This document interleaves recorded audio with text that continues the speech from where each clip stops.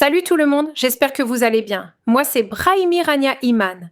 Aujourd'hui, je vous présente une vidéo d'analyse d'un article scientifique. Prevalence and Molecular Detection of Staphylococcus aureus Resistance to Antibiotics. Nous allons voir ensemble le sujet de l'article, sa méthodologie, ses résultats ainsi que les points importants à retenir. Bonne vidéo à tous.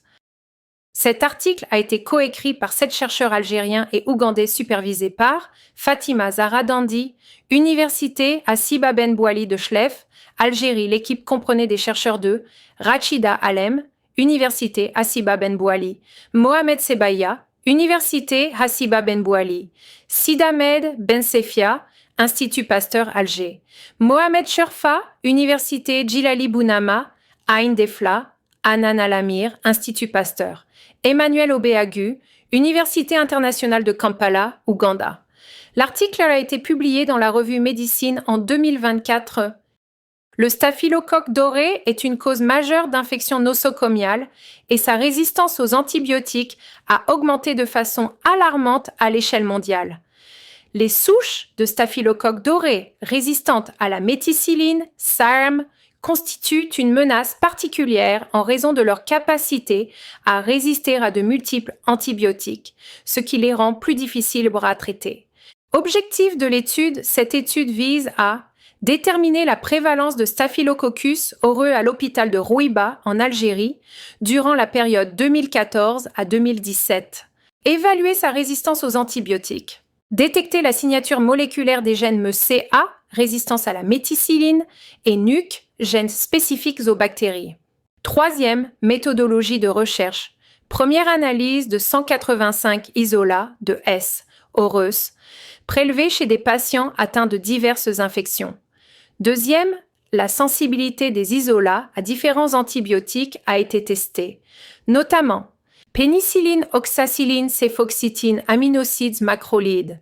Une PCR multiplex a été réalisée sur 10 isolats pour détecter le gène MECA, résistance à la méticilline, le gène NUC, gène spécifique aux bactéries. Principaux résultats, prévalence bactérienne. Hommes, 58,06% femmes, 41,94%.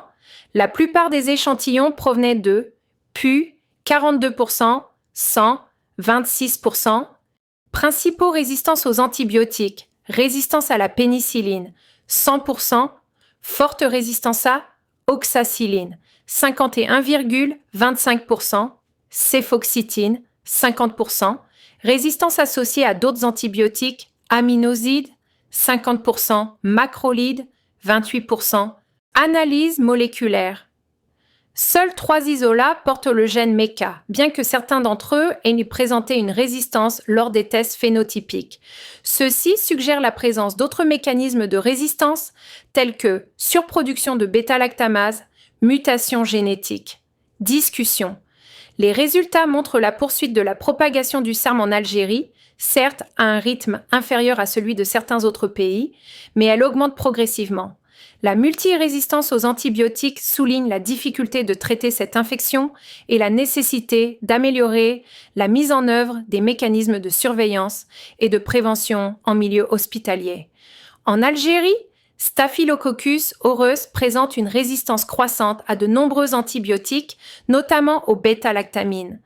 Une surveillance continue, une prescription rationnelle d'antibiotiques et des programmes de contrôle des infections renforcés sont essentiels pour limiter la propagation des souches multirésistantes. Merci de votre écoute.